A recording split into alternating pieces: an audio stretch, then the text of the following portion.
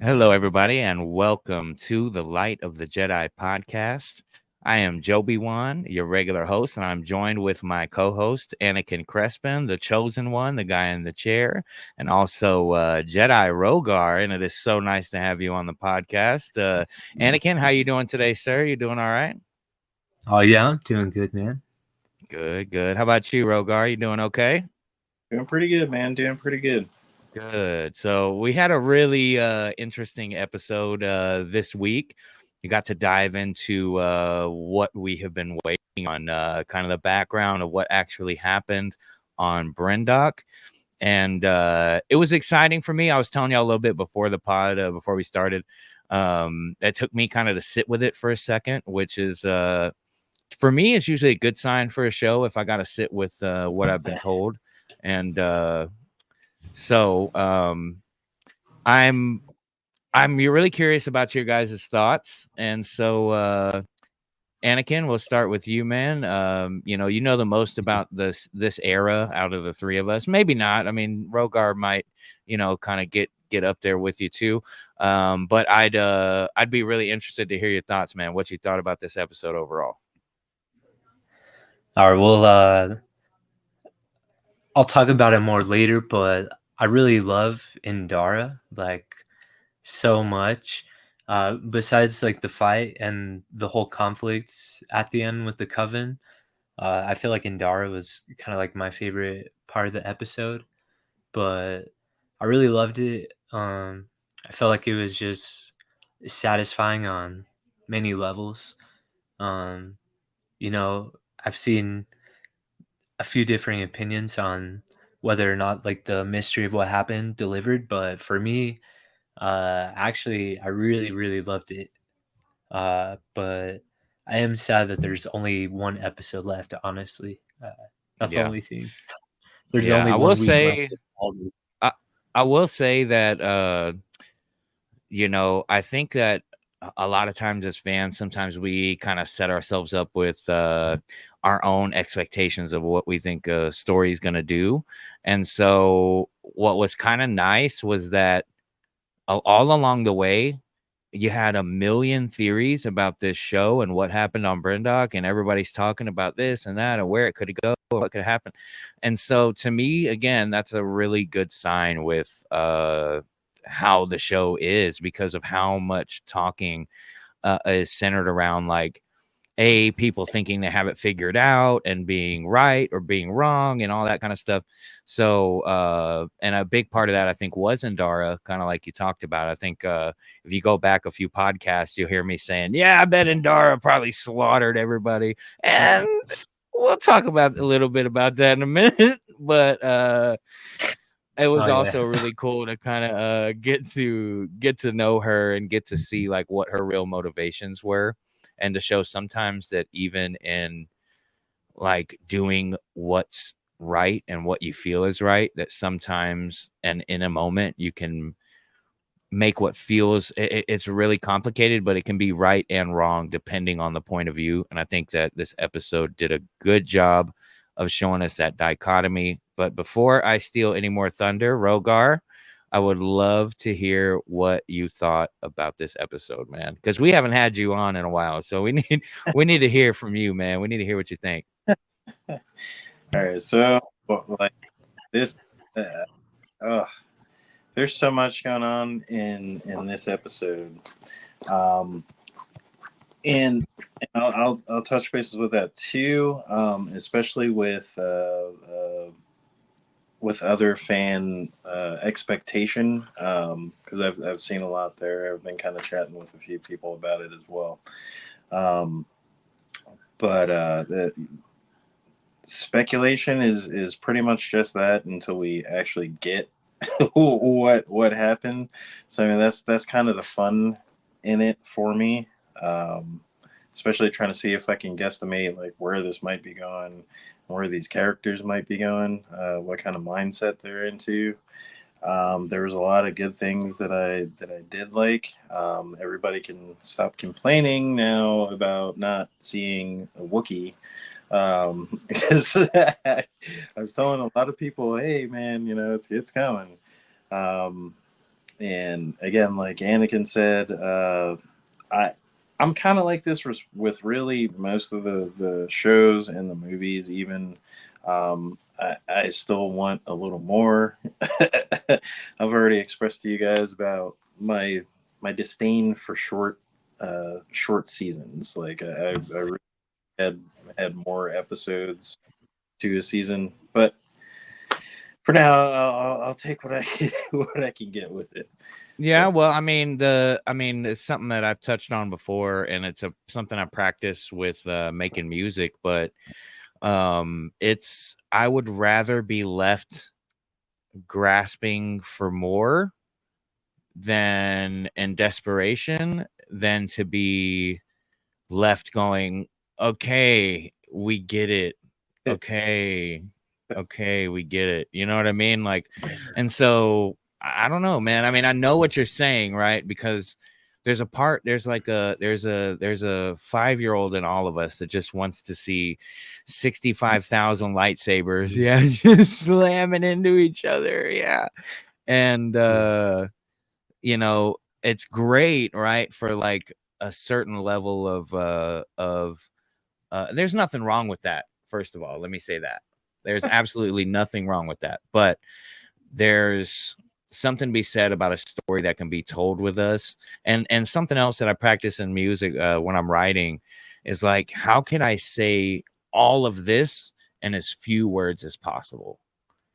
Because it gives an yeah, opportunity for the listener to kind of search for a piece of it and to also interpret pieces of it for themselves and how it might apply to their own life. And so, yeah, but I can go on and on about that all day, and you guys know that all too well. But I've kind of shared a little bit about my thoughts on the episode, and so the one thing I will touch on is kind of the Jedi's point of view and how that might adjust and change like our point of view. Because there was a lot of assumptions going on from episode 3. We're looking at it and we're like, oh my gosh, something. I mean, listen to the last few podcasts. Oh, I've said it over and over again. Something bad happened back there, guys. Something bad happened. And I mean, yeah, something bad did happen. But the Jedi and really the witches were all responding to several things happening all at the same time. Like a lot so many things, yeah, that were outside of everyone's control. So I guess my question is, Rogar, and we'll let you go first on this one, is do you feel that how do you feel that the Jedi's point of view changes things on this?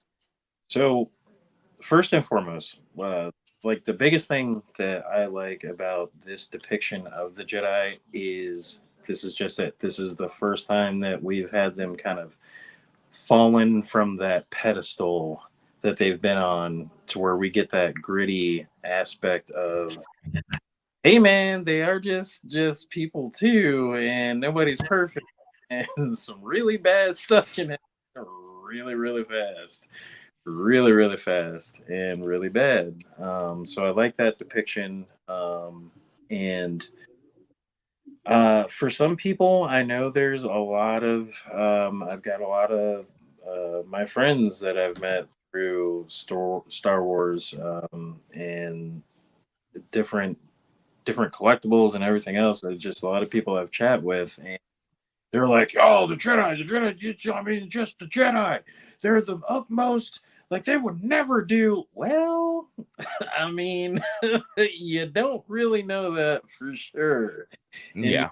really knew that for sure. But this is the first time that we're getting that viewpoint where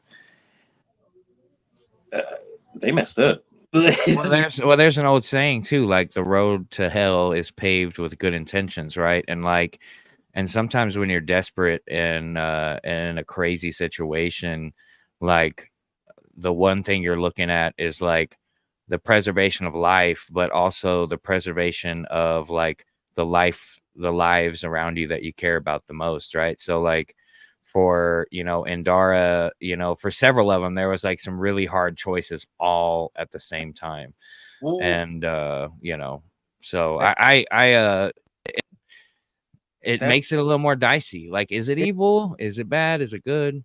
And honestly, there's like it was almost in a sense like Indara and Kanaka were kind of like in it for the ride. You know what I mean? Because you got Soul over here, man. I really want a Padawan. This should be my Padawan. And she's like, yo, chill out, man. Like there's a whole lot of stuff that you need to kind of take into consideration here. And then you got Torben over here. This is boring, man. I need to get out of here. We need some kind of way out. Hey, this is our way out of here. Let's go ahead and just, Leroy Jenkins over here.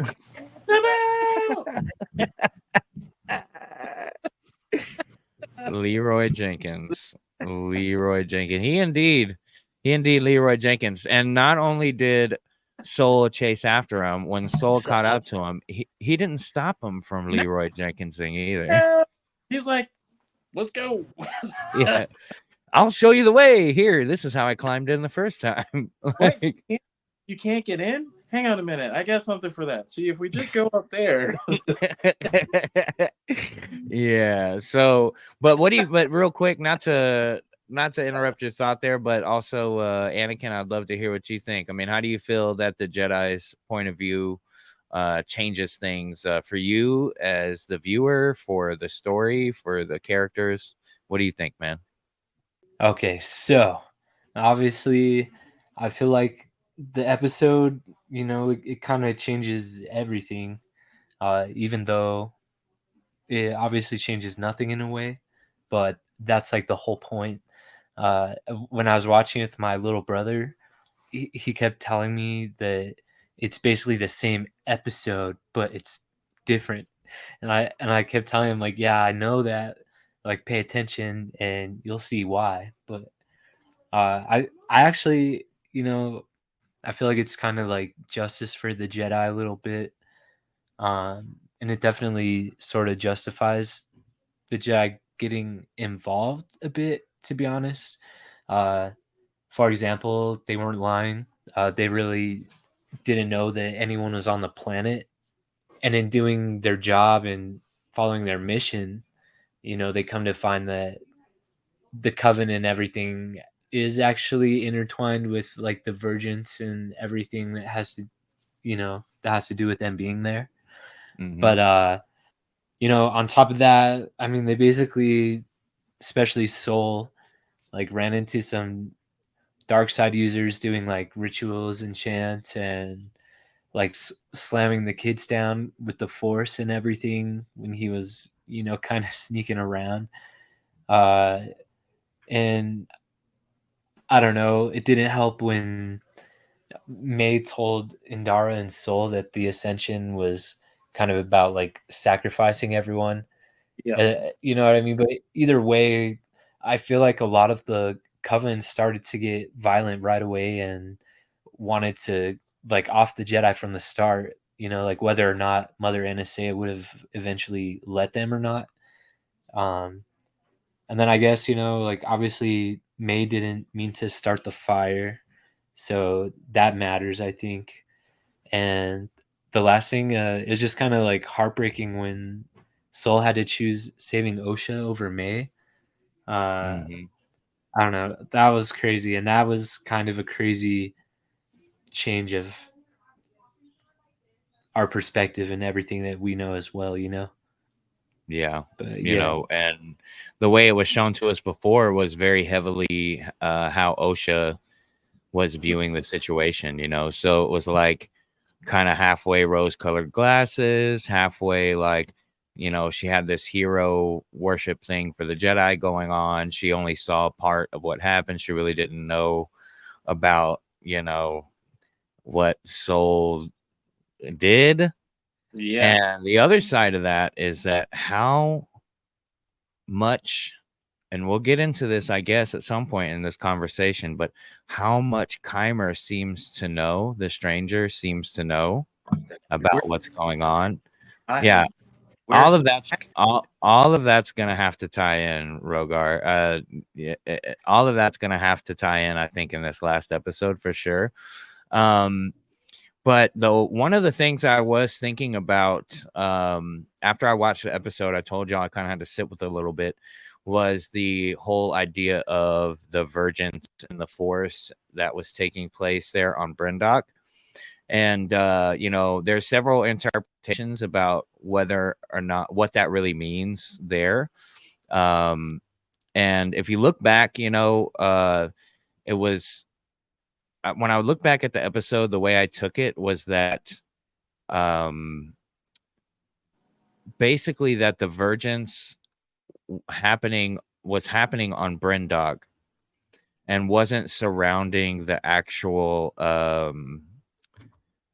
the girls themselves, but maybe was surrounding the planet, and that power perhaps may have allowed the witches there to use that, because the Virgins is just basically like, I think loosely, to describe it loosely here, is just like a powerful instance in the Force. And so I look at that and I don't know. I don't really, I didn't interpret what happened in the episode as this Virgins is May and Osha, but that the witches of Brendok used that power there to create May and Osha. And that Yeah. maybe May and Osha, we find out, later in the episode that they're actually one being. Right. Well, Torben picked up on that too, though, when he was scanning and doing the blood test. That their midichlorians were exactly identical. Right. And even with natural born twins, if they were natural born twins, they would still have two different symbiotes. Something. We're gonna find out what happened, like how these girls came to be. I think, Keimer's probably going to use a lot of this information to woo Osha. And I think there's probably going to be something we don't want to see next week. I don't want to predict it, but I think that what Soul did, which we'll talk about in a minute, obviously I think is going to influence what's going to happen to Soul later. But real quick, what did you think, Anakin? How did you feel about the whole Virgins thing? And did you think that the Virgins was Brendok itself? Did you think that it was the girls, or there was some Force thing going on? How did you interpret what that was all about? I think that it's definitely on the planet. I don't think it's Osha and May or anything like that. Just like how there's divergence on Dagobah and other planets that we've heard about before. But I really liked it being the reason that the Jedi are on Brendok. And it also explains all that really cool imagery from episode 3 when they were doing the ritual and you saw like the kind of two moons or whatever in the sky. The purplish, bluish aura that was there, yeah. Yeah, I love having kind of an explanation for that. Also, I really appreciate the Light of the Jedi getting a shout out. That's like the first High Republic novel that was ever made. And that's like what this podcast is named after. And in that book, there's a hyperspace disaster that are caused by the bad guys, and it wrecks a whole bunch of worlds. It's even in that video game Star Wars Jedi Survivor. That's what broke the broken moon or the shattered moon in that game. But anyway, that was really cool. So that hyperspace disaster took out all the life on the planet, and it shouldn't sustain life. But there's a Virgins in the Force. I don't know. I think that's awesome. But I guess lastly, I like it being the way that Mother Anastasia was able to manipulate the creation of the twins. I don't know if we'll ever get more of an explanation about all that, to be honest. Or maybe we'll find out in a comic book in like 10 years. But honestly, I would be fine with what we got in the episode. It's like tip of the iceberg storytelling, and Star Wars does that a lot. It leaves George a lot Lucas for has the always done that. Yeah, and I kind of like when Star Wars does that. honestly, and I pretty much think they explained it enough. But yeah, I wouldn't Go mind ahead. getting more information. But I'm just good if we don't. Like if the Yeah, next yeah, yeah. episode focuses on other things. For sure. I think you know, and it will obviously, because we're gonna to have some kind of conclusion with like the current time, you know, like what's there's a lot getting ready to happen, I think, in this next episode that's gonna be centered around the stranger and Soul and May and Osha and all of that, and maybe even some Vernestra and some other stuff too, you know, like because obviously now, you know, she's gotten more involved in what's going on. She's probably going to be trying to figure out where the heck Soul went, because Soul was just like, okay, bye, and bounced. Like, There, no, I gotta go get my. yeah, it turned off his transponder and bounced. He was like, bye. So, and I mean, and I mean, I'm not gonna lie. I think there's some tragedy awaiting us on in the near future. But another interesting thing is, you know, we kind of touched on it at the beginning here, but was the motivations and kind of reactions and stuff from Torben, and we'll talk about Soul as well. And we kind of joked about it already a little bit, but you know, Torben, that guy, man, talk about teenage angst, super powered teenage angst. Like, my God, like that guy was like, I really want a Coruscant burger with cheese. Please, can we go to Dex? Can we go see Dex, please? Like, I really want to call my girlfriend, you know, like this dude was like missing home majorly. Oh, this is So, and it's like he literally, like you said earlier, like Leroy Jenkins his way to getting home. It's like a Jedi fit. It was like a real life teenage Jedi fit. this is what we're gonna do. We're gonna do all this and that, and we're gonna Torben Yeah. Jenkins. Yeah.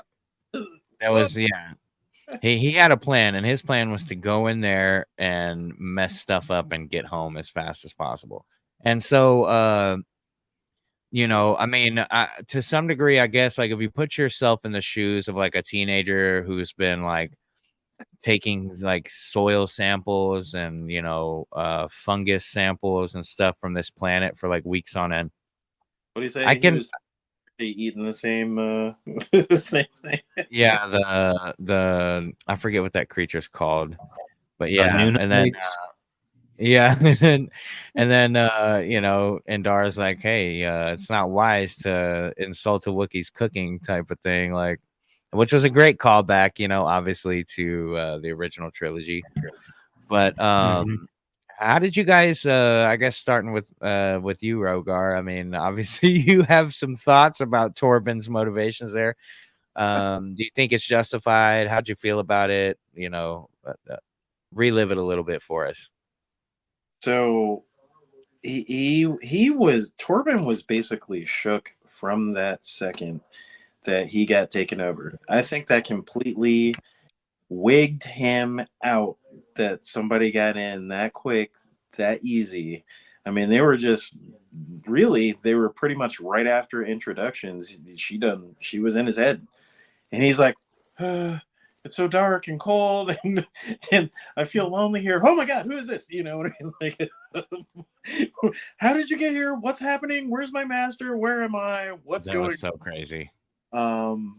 So I think he really he at the highest level of his freak out in his world up until that point, that was like beyond even like Jedi powers to him at that point. That like completely destroyed him mentally. Um, and I think it was between him wanting to get back home to Coruscant and the fact that he had been manipulated so easily. And honestly, I mean, from what I've seen of him with his saber skills, I mean, he seems like he was very, very skillful. You Oh know, man. Dude. Bull is basically like, oh man, I killed her mom. This is not good. He's taking hits. He's like, dude, he's like, he just let her. You know, and Torben's over here like defending from all the other witches. You know, he's basically shield for both of them at this point. He's like, come on, man. I feel like I'm in this by myself. Yeah. You know, so I mean, he seems very skilled, and then especially having to fend off as a Padawan, fending off a adult, not apprentice Wookiee Jedi. You know, I mean, like he would have been gone had Soul not been there. I mean, that would have been it for him. And Yeah, that move where he blocked Kalnaka's blow like to his side, like where he just got his lightsaber over there and he's holding him off with one hand. Like I was just like, what? Like head's basically crushed. You know, I mean, like one eye is dug into, like yep, and you know, and I heard a lot of people, oh, well, how could his eye possibly look like that? I'm like, look, man, first off, the human eye is very fragile as it is. You get a Wookiee scratching your eye, it is basically, and then have it almost exploded against a wall in a Wookiee's hand, squishing your face and your skull against a brick wall. Like, I mean, come on. You know, there was a lot going on in there from Go, but yeah, I think it had to do with him being, you know, probably at the end of his teenage years or still in it, and then all of the emotions being taken over, his viewpoints of the Jedi being the strongest in the galaxy just kind of immediately getting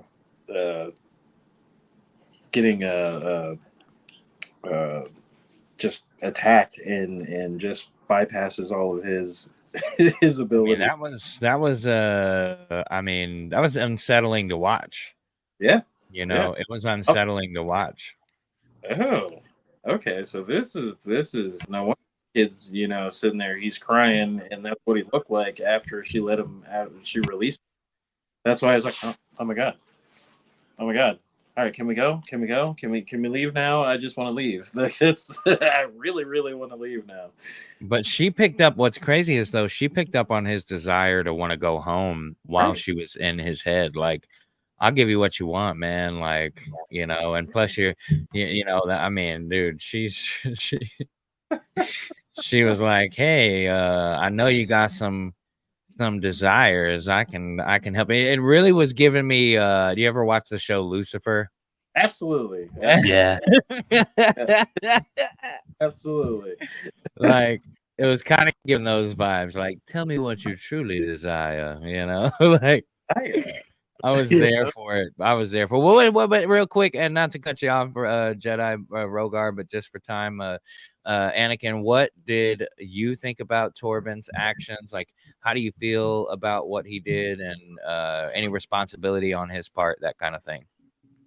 I think that Mother Anastasia, you know, messing with his mind and everything, it makes sense to me why he was acting so rash and everything after that. Yeah, I don't know, like I think it messed him up and everything, and I don't know. I don't think I've seen anybody out there saying this, but it's kind of messed up of her to like do that.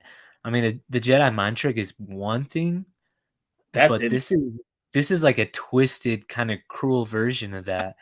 Uh, I got I gotta say it was really cool though, especially when she at the end when she told him to get on his knees or to kneel, and my mom was like in the behind me watching it too, and she was like, "Oh, she's so cool," and I'm like, "Yeah." But anyway, uh, I guess mostly I wanted to hear what you guys had to say because I feel like pretty straightforward about Torben and everything. But with Soul, it's kind of complicated, I guess, or like Yeah. maybe it's not, but I'm just trying to justify his actions because I love him so much as a character. Me too.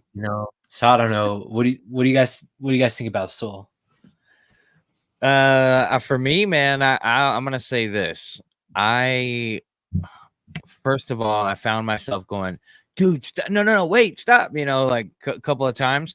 But I also like completely understand like where, like what his thoughts and motivations were. Because, okay, at the very beginning, like Indara is giving him a hard time about, about not having a Padawan a little bit and kind of joking with him a bit.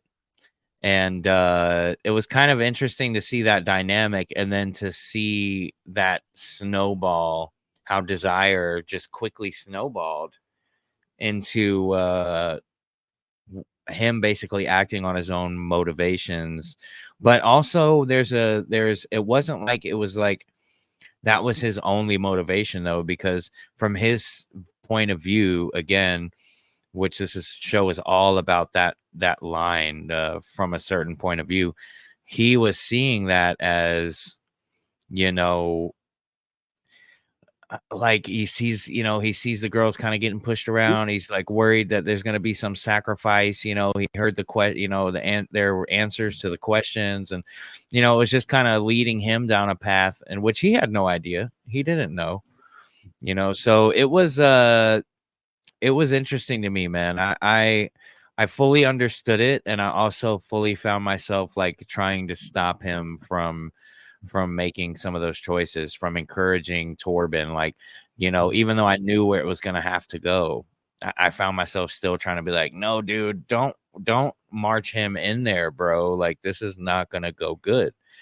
But I also found myself understanding Soul's, you know, like his choices, it was like imperfect, but his heart was in the right place. And so, but anyways, well, what about you, Rogar? What do you think? So to add with that too, but it's like that timing, man. Timing has a lot to do with a lot as well. So the even before it's like, oh well, they locked it down, we can't get in through the lift. All right, Soul's like, he's like, ugh. He's trying to see if he can hear anything going on, and he hears Osha flipping out, and it's just that little snippet, and that's he's like, oh, all right, now that was his extra little, like, I think that was like the icing on the cake. And I'm in agreement with you, man, because there was a couple of times throughout that episode I'm like, no, man, no, no, don't, oh man. And it was basically with him and Torben. That was like me the whole episode. I'm like, no, you don't need to go. No, what are you doing on a speeder? Oh, he's gone. I'm like, I'm like, this is no good. And then she's like, Indara's telling Soul, go get him. I'm like, no, you need to go get him. Like, what's happening right now? So it was so much going on, and I'm gonna also say I still, man, it was disappointing, but Soul still his intentions are pure. I will say, at least with him, it's not ill-willed. It's from a good thought in a good place where it's coming from. It just falls apart, unfortunately, very, very, very badly. I think he got worried when he actually did the final blow for Mother Anastasia. I think he looked at her. He was very confused on how she was even able to do that. He was very surprised on the amount of power that she possessed herself. And then that little second where he looks over at May, who he thinks is Osha, and he had a little some kind of him he basically kind of had, granted it was probably one-sided, but he had some kind of bond that he picked up with Osha almost immediately. Yeah. So he looked over, he saw Osha, starting to also go through the same physical morphing, and kind of freaked out. He didn't know what was going to happen. Didn't know whether she was trying to basically dissolve her, or what was going on. And that was that unfortunate split second of a wrong decision.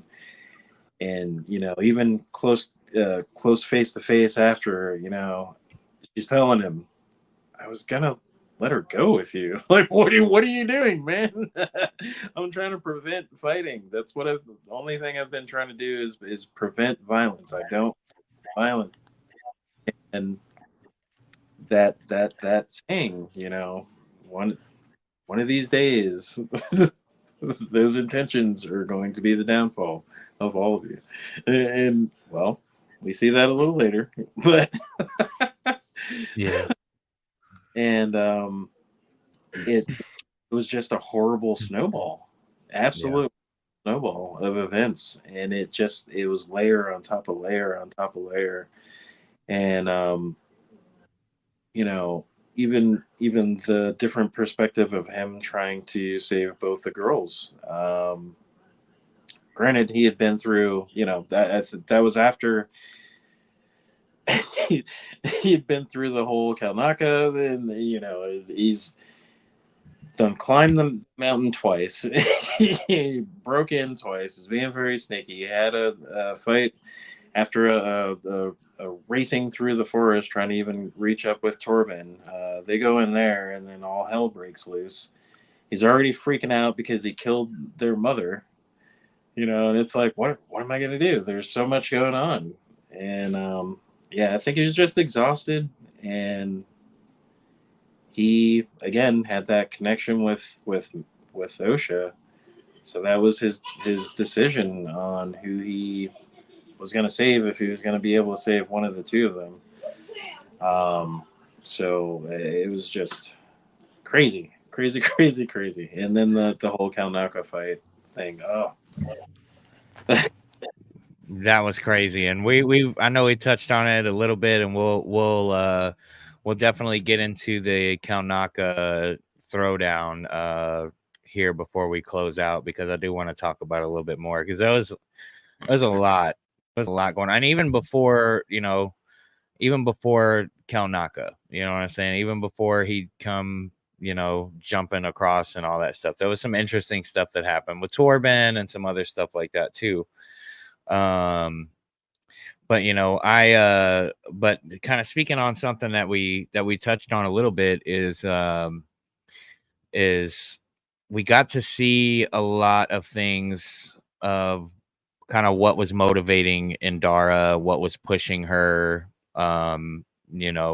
what drove her, some of her decisions, including like ultimately to keep all of this stuff on the low, essentially. And it was kind of interesting to see that play out. It was very similar to like Yoda kind of, being like, yo, we really shouldn't bring this stuff up to the council because they're going to think we're losing our grip, which maybe they needed to learn that their grip was being lost a little bit. I agree. But it was I kind of found myself almost sympathizing with her character a bit, because she's kind of faced with like several impossible decisions. She's losing control of her Padawan. She's losing control of being as the leader of this group, because everybody's kind of feeling like to do whatever they want to do. Yeah, because they've been there for so long. So it's there's so many layers to it, and that kind of is what makes for really good storytelling. It's not just this linear, like this happened, then this happened, then this happened, then this happened. It's kind of like non-linear storytelling to the max, and I'm here for it. I grew up watching there's a show. I say I grew up. I was an adult when this show came out, but it was called Fringe. And Fringe is oftentimes non-linear with like their overarching story, while they're telling a lot of fun stories in the middle about different monsters or whatever that they're coming up on. And so I have an appreciation for that type of storytelling because that's one of my favorite shows.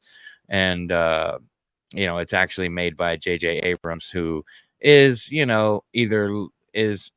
I wouldn't say he he's kind of a controversial figure in the Star Wars universe, to say the least.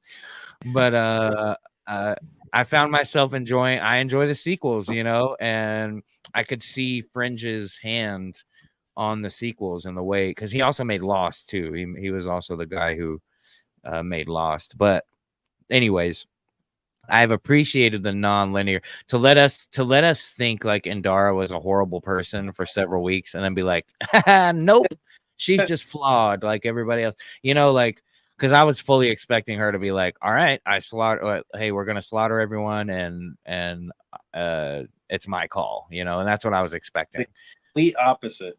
Yeah, way opposite. But what do you think, man? Anakin, what? Why don't you tell us a little bit about what you think about Indara, man? Fill us in like about your thoughts and how you felt about her emotional and mental state, and like kind of going through what she went through there, man. Oh yeah. So first off, I was planning before to only have 2 of the Acolyte figures pre-ordered, which, if I had more money, I would have them all on pre-order right now. But, I got Soul and Jackie, and then next I wanted to get Yord and Osha, and then May. And I was planning to get to Indara last, but now I'm like, oh my gosh, like, I feel like she's like the first one that I want to get, like before Yord even. But yeah, like at first we were led to believe that she's like cold and maybe even kind of lying to the Coven about not knowing that there's that anybody was on the planet and everything. Mm-hmm. And yeah, and you just find out like she's a really good teacher. I feel like she seems like she's kind of like a good friend to Soul and everything like that too. For sure. She's like so kind and actually empathetic and understanding. And I mean, at first, he still is very noble and has the best of intentions and everything. But at first, I had thought Soul was going to be like the ideal Jedi character in the show and everything. But I think it's actually Indara, and as far as like her kind of being the one to decide for everyone that they should keep everything that happened from the council because of Osha. At first I had to think about how I felt about it, but I mean, after listening to like Force Center podcast, I was thinking about it a little more. And when she tells Soul like, what, you want to throw yourself at the mercy of the council and like confess your sins, like for you, kind of like for that I don't know, sort of like reconciliation, or you know what I mean? Yeah, to absolve yourself. Yeah, that's the word I was trying to think of, absolution, when in reality, I do think that if I was her, and you know what I mean, I might have done the same thing for Osha, because it obviously completely ruined her life. Like, she lost everything. And when she finds out what all actually happened, and she's going to the dark side, we all know it, you know what I mean? Yeah. So yeah, I mean, and I'm even reading this book right now, The Living Force. This is like the 3rd time I've brought it up on here on this podcast. There's even a part where Yoda's helping this old man whose son got involved in some like bad business and was taking bribes and selling drugs so that he could support his dad who has medical issues. The son ends up getting almost killed, and he asks Yoda, please deliver this money to my father so he can get this droid to help him or whatever. So Yoda says, okay. The guy ends up in ICU, basically. Yoda goes to chill with his dad and bring him the credits and stuff. The dad basically ends up dying like a couple hours later on his deathbed. And one of the other Jedi ends up asking Yoda, like, you didn't tell his dad about the drug money and the fact that his son was just, possibly murdered, did you?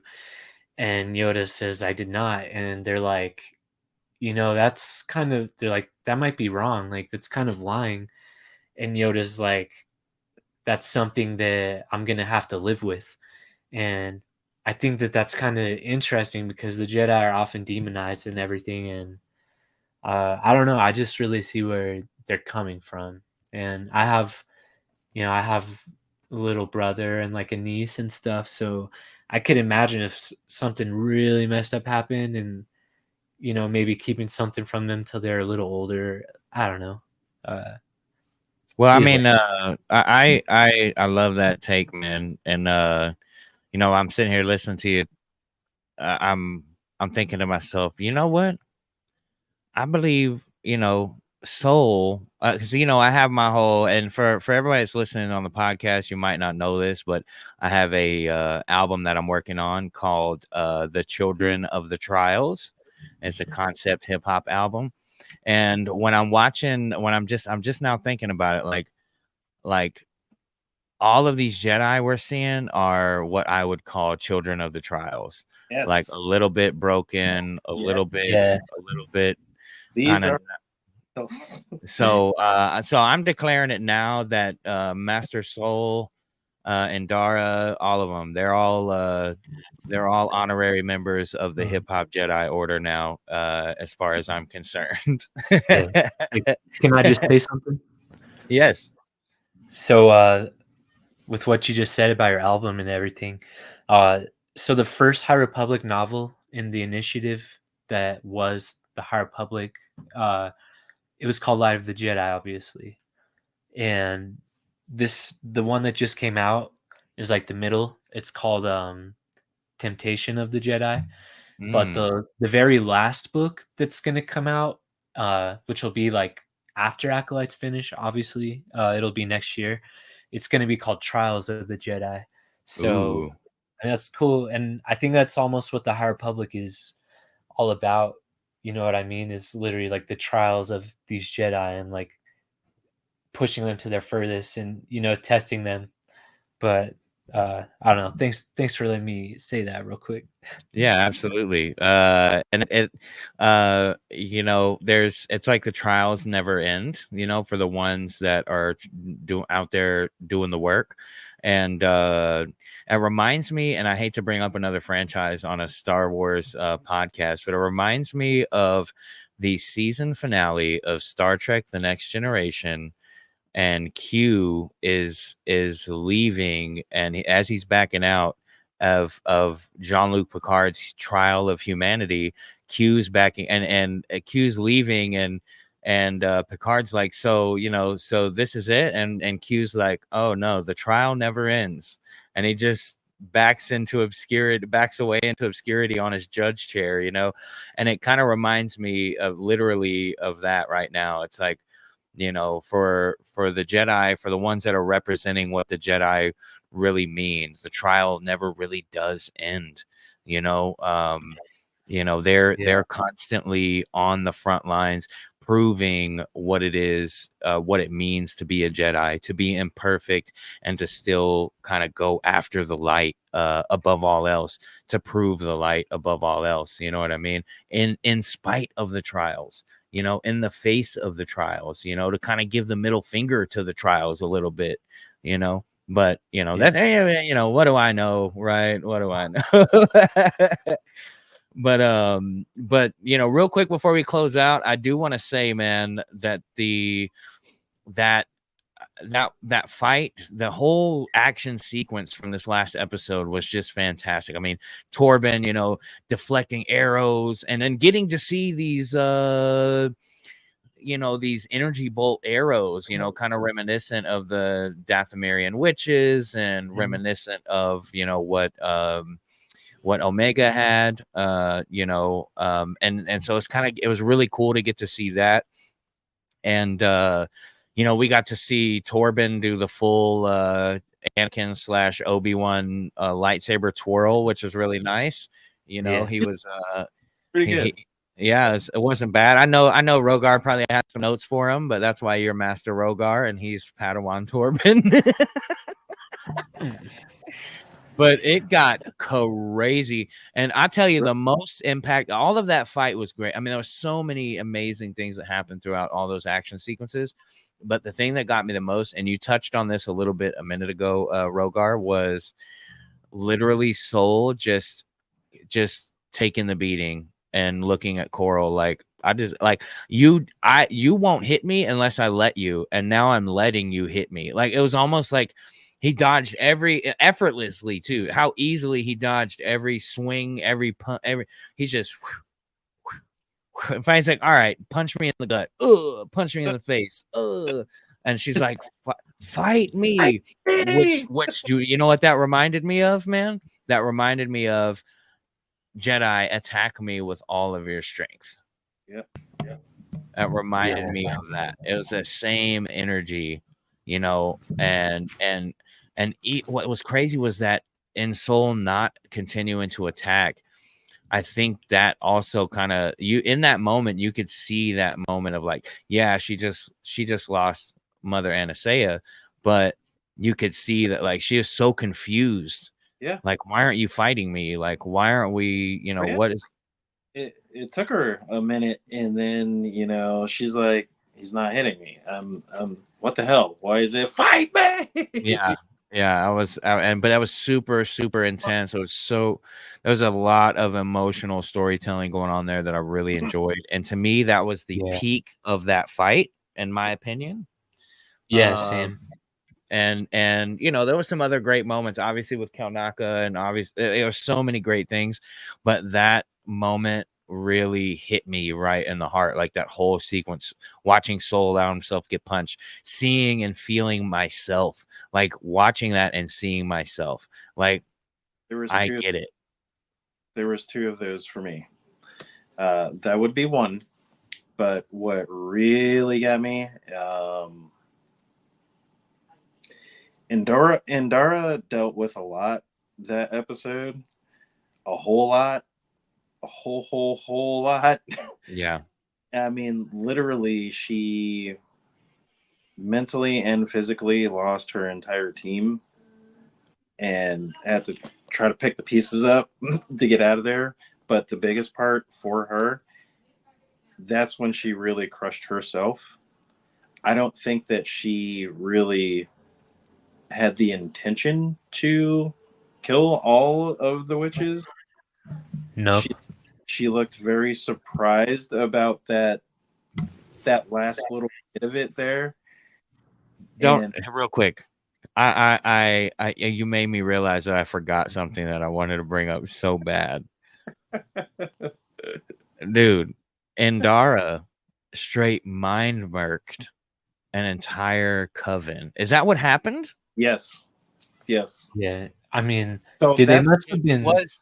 Was it, because I'm wondering how much of that is tied to this whole power of two, power of many thing. Like, where Coral and Mother Anastasia getting ready to do this whole thing, turn into black smoke, and then all those other ladies like give up their power to give to the girls, you know, like, and like was there's just but anyways, for her to go, and that's the other thing, for her to go over there to put her hand on, first off, she's holding Kalnaka down. Yes. And Kalnaka is a fully strong, like, it's a Wookiee. Whacked out. Holding that's impressive. Holding Kalnaka down and then knowing what to do. Yes. And coming up on something she'd never experienced before, in terms of like, because these Brendok witches are a new thing to everyone. So the fact that she knew what to do, or didn't know what to do, and maybe that's what caused all of these witches maybe she didn't realize what connection she was severing, and that was it. And that's what broke her, I think. And is there real quick, was there like a joint consciousness between this coven? You know what I mean? Is there like are they, you know, another coven somewhere? Is this or connected to the girls? Like, were they giving their power to the girls, like to give them life? Like, was there some aspect of that going on? Like, there's so many things I wanted to ask simply because Endara put her hand on Kalnaka's head, and the next thing you know, we see all these witches fall down all at once. Well, you can see But- that struggle too, on both sides. You see Endara pushing a little harder. You see the witches they're fighting a little bit more. They're like, whoa, we're not used to what's going on. And then she's, I guess, figures out the difference between Kalnaka and how they're used to using the Force versus what's not supposed to be there. And she just basically pushed it out so far. I saw it almost like a severing of like connection. Like she went in there, was trying to figure out what's going on, was fighting them, and then was like again inside that mindscape had to have been something similar to what was going on to Torben. Right. She jumps in there, and she has no idea what it is, what to do, and we have no idea. But her reaction just after, oh. And she's trying to figure it out, and then I want to do that. I have to stop this, but okay, well, let's just stop the connection. Cuts off the connection, and then they all die. Which again, it takes me back to another franchise. But there's an episode of another show where basically the main character gets a beam hit to them, and if they sever that beam in this dream world that the main character's in, then that main character dies until they live, but so they have to live out this dream that's happening inside their head. And that's kind of what it reminded me. Like I was wondering like what was getting ready to happen, what were they really preparing for that was leading to them before that connection was severed, and what was getting ready to take place, which is a great question to have. Like I want to be left wondering more, and maybe we'll get more information about these witches, like Anakin said, in a book or a comic release, or some kind of animated short or something in the future.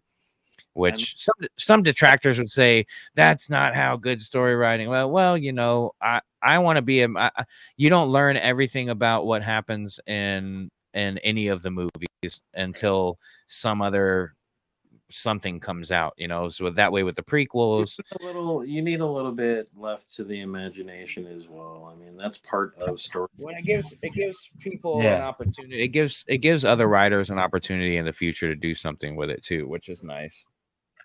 But that being said, well, technically, May still does have the power of May. Well, maybe not many in the cult, maybe with her sister that never got completed, which I'm often wondering if she still wanted to try to see if she could, I don't know. What plans was to have her sister actually complete the, I don't think that they were necessarily going to do anything crazy like that. I think they were just messing with some crazy, like pretty much dark side magics, and that's how they were able to control Kalnaka like that. And I think that, know what I mean? Like, I just think it was just some really messed up stuff, and that they were all, using the power of many like that. And when it was purged, they all just dropped dead because it was such corrupt stuff. You know what I mean? Yeah. But I don't know, that's just my take. I know one thing that episode definitely made me think about Endara differently is as soon as that happened, I literally said, whoa. I was like, she is strong. She is way stronger than I thought that she was, if she was able to do that and to be able to sever that strong and that big of a connection. she's a strong Jedi. Yeah. And I mean, I think you got to see flashes of that in the first episode. I mean, even between their fight, to be able to, like, she chunks that knife straight at that bar owner. And I mean, Endara catches that knife in the forest. Like, all that happened in a matter of like a second or two, and she was holding that there, making that sacrifice on purpose, Right. And even realizing, it kind of makes these episode 3 and 7 together really make what happened in episode 1 make so much sense, and really brings home like the dynamics of what was happening between Endara and May. And it was cool that I'm happy they gave us lots of mysteries throughout all of these episodes. Like, it wasn't just one mystery. It wasn't a who done it by any means. Who It all was involved in it? it wasn't even necessarily an it. It was like so many questions about what happened on Brendok, who is the stranger, what happened between all of these people, what's going on with these Jedi, where now Kiadi Mundi has a new birthday. Like, there was so many, so many questions. It was so many. But just for time, man, I don't want to cut anybody off, guys, but we are running right at an hour now. So I want to go ahead and start wrapping things up. Was there anything else that you guys wanted to touch on that maybe we didn't real quick before we start working on closing up the show? Yes. I'm going to try to run through because there's a few things, and I know we just kind of head on a tangent with a few of these, so that's part of it. So real quick, just to wrap up the rest of that on my end, because we we got so much in that episode, and Kaunaka, I love it. I absolutely love it. I know we didn't really touch bases on that, but even in a taken over state, like he was just all over the place. I love the little grunts get out of him.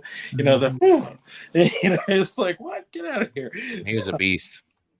Absolute. His jump Oh, what should tell us everything. Oh, and not to mention that flying move that Soul did to fly in there to save Torben was like next level. I was so like, it just now flashed in my head. I was like getting flashes of Sidious, doing the Sith scream, 720 dive into like 5 masters. It was like similar, not the same energy because it was more noble, but you know what I mean? Just the move was just very, very impressive, and it was so cool to see, man.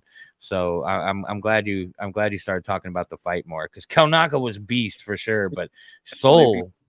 So I mean, like, and then the dynamic between Endara and Soul, she was ready to kick his ass.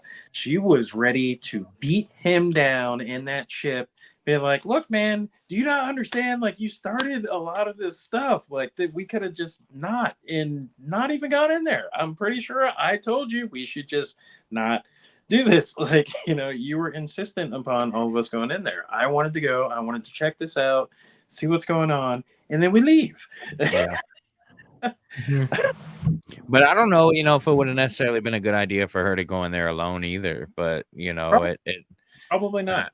But she was obviously strong enough that if they tried just to mind trick her, it wouldn't have worked. Yeah. No. So she's obviously strong and probably familiar with some kind of. She obviously has some kind of tribal or cultural background, too, because of her markings, on her eye. Right. So it makes you wonder if, there's some familiarity there with that type of thing. So, but yeah, that was a heck of a sequence, man. I mean, I think that Star Wars fans, as time goes on, will look back on this series with a lot more positivity, strictly for the action and lightsaber fights. And if you this is a show, I think, that if you binge it all at once, it's probably going to hit a lot different than watching it week to week. every episode we get, I end up watching the whole series through again. Okay. Okay. So So I actually still need to rewatch this episode. I haven't had the chance to rewatch uh, episode 7 yet, you know. But I mean, I was literally like, I mean, eating this episode. I mean, I was like sitting on the edge of my seat, like in it, you know. And I want to like get through the entire series and then go back and then rewatch it all together, just back to back episodes, just to see how it plays. Because I think it's probably by design also watched a lot more positively by people who decide to go back and binge it, which would be a whole different crowd. You know, there'll be a whole different crowd of Yeah. people that haven't watched it at all yet that are waiting to do that. So, but anything else from you, Anakin? Anything you wanted to touch on before we close up shop? Yeah, so I got just 3 small takeaways, and then I got a Black Series figure that I really need. Okay. So Okay. the first takeaway, I wasn't really planning on it, but Rogar got me thinking. Uh, I think Soul. I really think he is kind of selfless, and he is a good Jedi and everything. Like, he probably does really need absolution for himself and his soul and everything, but he keeps his mouth shut for Osha, and he tries to do better, I think, like every day. And one of the things that him and Leslie Headland have said, by him I mean Lee Jung Jae, in interviews, is Soul's whole thing is about trying to make sure that something like that, like, basically never happens again. Yep. And that the cost of that the cost of, like, justice and safety doesn't ever come to that. And you see him being just really strong, I think, mentally and morally and everything in all the previous episodes before you find out any of this. I think he's trying. But anyway, Not to real quick, just the to not next to interrupt, thing, because that's a good talking uh, point. I don't want to interrupt you, but I mean, obviously I must because I just interrupted you. But Soul, I almost look at what kind of listen bouncing off what you just said.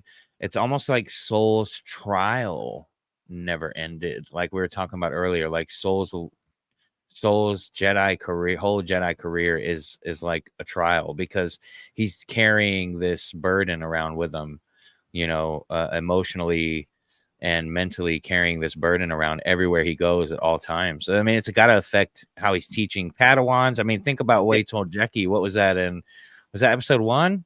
yep. When he's like, hey, our past is a teacher, like, and we got to listen to it. I don't remember his exact quote, but what were you going to say? Go ahead, Rob. Well, not only that, but the that that dynamic as well with Soul. That I mean, and this is the differences between say how Torben decides he's gonna try to do better and deal with what he did in his actions versus Yeah. Soul is dealing with that. Basically, in Dara, she exiled herself to the outer rim and Yeah. trying to improve other people, trying to help other people. Kalnaka shut uh-huh. down. Kalnaka absolutely lost his mind and almost killed his fellow Jedi and colleagues, and can't cope with actually living normally or as a Jedi from that time forward. So Yeah. he completely checked out. He's like, "No, I'm done. I'm done. I'm not doing any of it. I'm just gonna stay." He did what Yoda did in a way, he Yeah, pulled a Yoda to me, the most Yoda like choice was yeah, made by Kelnaka. for sure. It's very similar to Obi-Wan as well, those guys. And again, like it takes me to Luke. It takes me to old man Luke. It's like, why? And if anything, it just tells us that it is not uncommon for people in a Jedi's position with that much responsibility to face major failures and then be like, maybe it's better if I just don't. Don't at all. Don't anything. Let me just. I'm I'm just not gonna do. just gonna stop. I'm just gonna stop. I'm gonna find a nice swampy planet with lots of frogs that I can eat, and stews that I can make, But and droids that I can fight. now listen, there's also a lesson here too, though. Because this happens a couple of times if you actually think about it and you take a step back into the whole lore of Star Wars. A lot of times when they run into huge, massive issues like this, it's not recorded. And the one thing that is doomed to happen over and over again is when you forget your history. Yeah. Yeah. You're doomed to repeat your same mistakes. Or You're don't doomed. know what the same mistakes that you've already made. And so I think that was also, as a whole, as in all of them, that was probably one of the biggest things that they did to change a lot of future chain of events. But not only that, was it morally right for them to do? Probably for the ones involved there, and then OSHA, mainly OSHA, to be quite fair, because they've literally just they destroyed her entire life, Yeah. everybody she's ever known, and then took her from the planet. And that's the one thing that Mother Coral was. They steal babies. They Yeah. steal children, and they're wrong. They kill people and they take over. Well, I mean, in this particular instance, unfortunately, her feelings were very validated here. Yeah. So it's just, and see, that's why I think it's funny. A lot of people are like, "Oh, well, it's weak writing," or there's a whole bunch of stuff that that they should be doing. This is fairly gritty for Star Wars story. Mm-hmm. Live action. I mean, it's something that we normally aren't shown or depicted. So I like it. Yeah. It's nice to not be just spoon fed a story, kind of like we were saying earlier. It's nice to kind of have these breadcrumbs to follow. But Anakin, keep going. What were you saying? Keep on going, man. Oh yeah, so just a couple little things. So all the episodes so far have like the dual titles and everything, and even the episodes that only have one title are so far paired with another, like day and night. So this one's called Choice, but I think episode 3 is called Destiny because Osha is like pretty much faced with her destiny and everything, but here Soul believes his destiny is like one thing, and ends up making choices that pretty much end up tainting and corrupting that destiny, and even the destinies of others. But I don't know.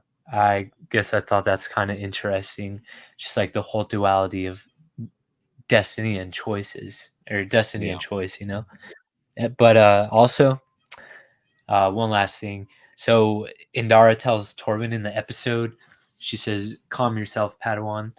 Do not center around your anxieties."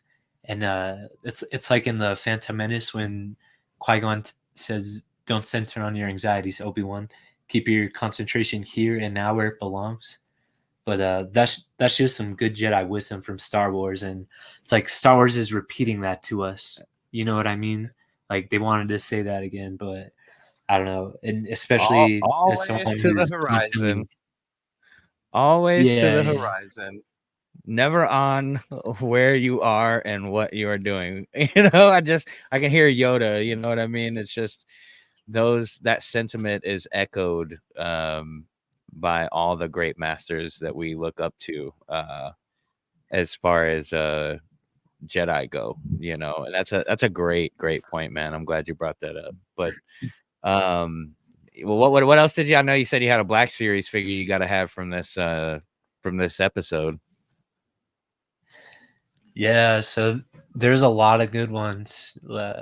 Honestly, I just now thought even like some sort of representation of Mother Anastasia as that black Oh, mist. that That would be Oh, sick. I mean, I'll take a statue that scales with Black Series. But anyway, the one that I really would want is Kalnaka possessed. So I want the regular Kalnaka. I mean, there's like 3 different outfits for him already, but then I want one that comes with a different face sculpt, like an angry looking one, with black eyes. And it'd be cool if he came with an alternate hand that has his claws out, like he does in the episode. But that would be so lit. I mean, you could even make it custom with a few 3D printed, like a different hand and stuff. But I I'm would definitely take that as like an gonna go. exclusive. I'm gonna go with Kalnaka in Brindok uniform with a removable with 2 head sculpts. All right, and then an extra hand that you can remove and swap out. That's what they need with his robe.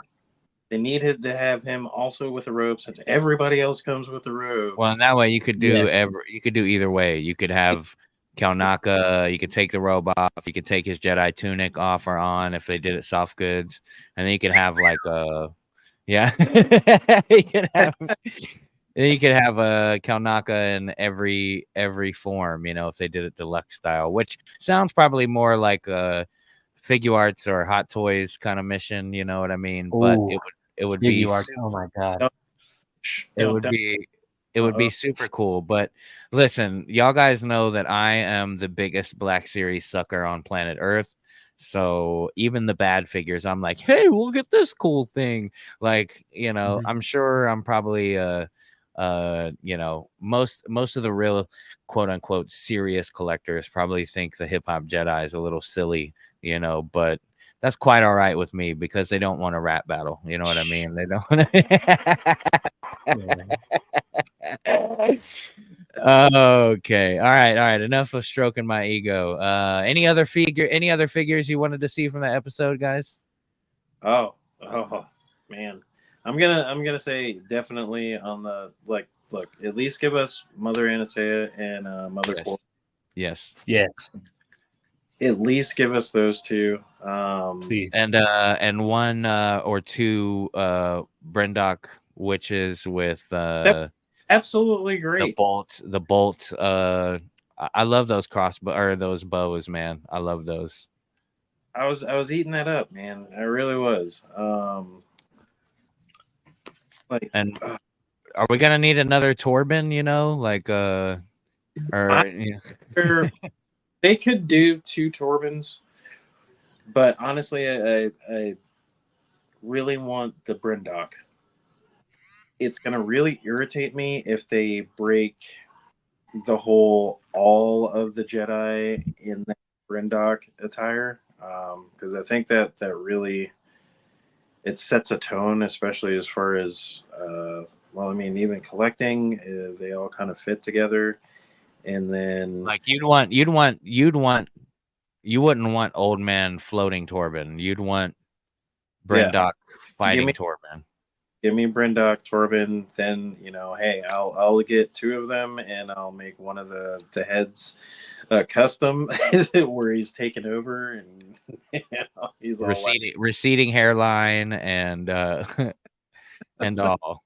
They but really aged him. They really worked hard to age him up, man. I was like, yeah, man, but it really wasn't that. How many years was it? hair wasn't too bad. 16. The beard was a little Oh, it's 16. It was 16 years. Okay. yeah. I've seen people bald pretty quickly. Yeah, for sure. They're not all like me. I did. I don't want to talk about that, Joe. But no, Oh man. proceeding in my 20s, man. It's just sometimes genetics has a little bit to do with it. Sometimes wearing a hat all the time helps that out too. But hey, it is what it is. But Look, nobody's judging you, Rogar. It's all right. The wisest Jean-Luc Picard was bald. You know what I mean? exactly. Oh, man, I got over that like years ago. Vernestra. Vernestra's bald. Mhm. Oh, speaking of which, yeah, I really I need I need her. They are gonna have to do something about this. They need to have her, and I want her in her field attire. I don't want the I'm in Coruscant robes like that. That's no. and then give us a straight blade, and then a whip blade that we can swap. Yeah. We talked about that on one of the episodes, a couple of episodes back. Like, it'd be cool if they like repurposed maybe the Indiana Jones whip or something and gave us you know, gave us a clear purple version of it that we could use for the lightsaber, for the light whip. I think that'd be pretty awesome. Oh yeah. Yeah, that'd be awesome. All right. So, was there any other ones? Did we miss any figures, Anakin, or is that it? I mean, we can just have every Jedi in their Brendok look and in their regular look, and that's basically about it. That'd be fantastic. Guys, is and what I want to see is Quimir, right? I want that figure. I know it's coming because he has one. I've seen him hold his own when they had that little like preview of all of them holding their own figures.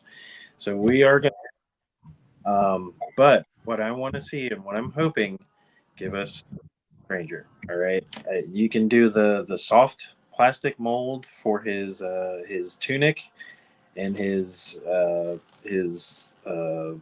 black pants. But for the love of God, give us soft goods for his cloak and 2 heads, one with, one masked, and one unmasked. That would be Okay, so you'd prefer a masked head and a swappable unmasked head versus a removable helmet. Yep. I think the helmet would be too big. Honestly. All right. All right. I'm a removable helmet guy. I love the removable helmets, but I think it would just not look right. That design, it look like Alien 3. Yeah, it'll look like like too long. It'll look like the Din Djarin Mandalorian. That was a really bad one, but oh man. But when we can always look forward to Hasbro, having fun and bringing us some cool figures. I mean, we just had those Halloween ones drop, and I have mixed feelings about the Grand Inquisitor Dracula and stuff. But I mean, I'm also, like I said, I'm the biggest Black Series sucker there is. So at some point, if I may get my hands on that set, maybe not. We'll see. But we just know that they're gonna give us something. Whether or not it's greatness, it's a dice roll sometimes, but that's all right. I think more times than not we win, and they give us some really great figures. So I'm happy about that. But guys, I think that's gonna just about do it for the Lighted Jedi podcast this week. Everybody who's listening, join us next week. We'll be discussing the season finale of the Acolyte.